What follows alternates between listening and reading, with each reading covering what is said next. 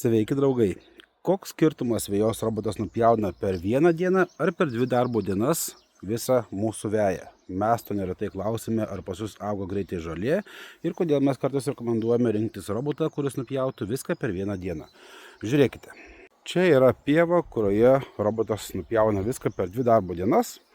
Taip kaip ir deklaruoja dauguma gamintojų, tas jų maksimalus darbo plotas yra 2 dienų darbo rezultatas. 3 dieną jie važiuoja pjauti.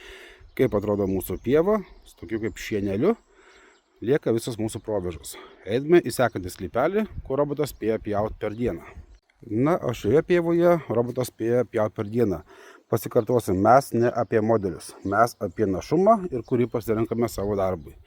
Jokio šienelio, jokia kryptimi, nieko nesimato. Žolė paauga tiek mažai, kad tiesiog to dalyko nesimato.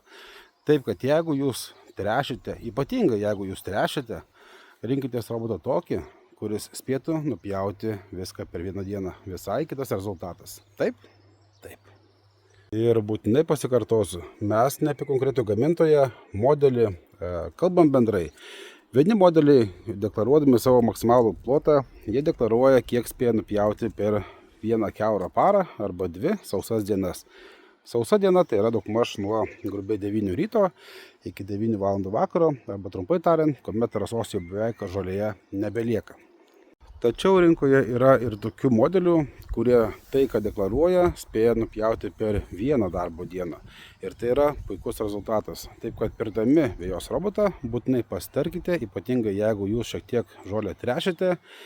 Jeigu pas jūs yra puoselėta veja, čia tai mes matom eilinę laukinę pievą, kur vejos robotas dirba 2 metai, matom, kaip pasikeitų žolė ir tai jinai pradėjo augti gerokai sparčiau. Taip, kad būtina pasitarti, kad nesigautų taip, kad jūs pirkote robotą ant ribos ir vienas sako, man spėja, o kaimynas sako, man nespėja. Kad tokių dalykų išvengtumėt, būtinai pasitarkite.